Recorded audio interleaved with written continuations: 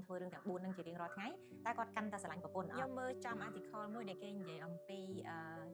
4ចំណុចដែលប្តីទាំងឡាយចង់ឲ្យប្រពន្ធធ្វើឲ្យគាត់ជារៀងរាល់ថ្ងៃហើយគាត់នឹងកាន់តែស្រឡាញ់ប្រពន្ធខ្ញុំចង់យកមកចែកម្លែកនៅទីនេះហើយក៏ចង់ដឹង comment ពីប្តីទាំងឡាយដែលថាបើសិនជាប្រពន្ធធ្វើរឿងទាំង4នឹងជារៀងរាល់ថ្ងៃ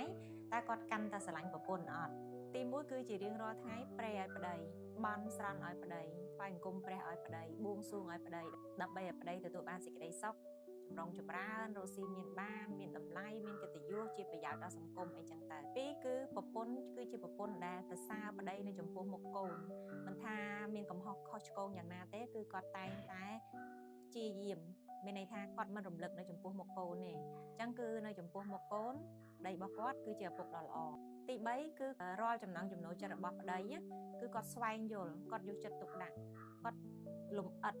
ចំណុចតូចៗដែលប្តីចាប់អារម្មណ៍ដែលប្តីចូលចិត្តនិយាយជារួមទៅគឺចំណង់ចំណូលចិត្តរបស់ប្តីហើយក៏រឿងដែលប្តីមិនចូលចិត្តដែរអញ្ចឹងគឺគាត់ដឹងថាកន្លែងណាដែលត្រូវធ្វើកន្លែងណាដែលមិនត្រូវធ្វើកន្លែងណាដែលប្តីចូលចិត្តកន្លែងណាដែលប្តីមិនចូលចិត្តទី4គឺជារៀងរាល់ថ្ងៃប្រពន្ធតែងតែអោបតែងតែថើបមិនថាមុនចេញទៅក្រៅឬក៏ពេលចូលគេងអញ្ចឹងចំណុចទាំង4ហ្នឹងបើសិនជាប្រពន្ធធ្វើវារាល់ថ្ងៃតើប្តីពិតជាស្រឡាញ់ប្រពន្ធកាន់តែខ្លាំងរាល់ថ្ងៃអត់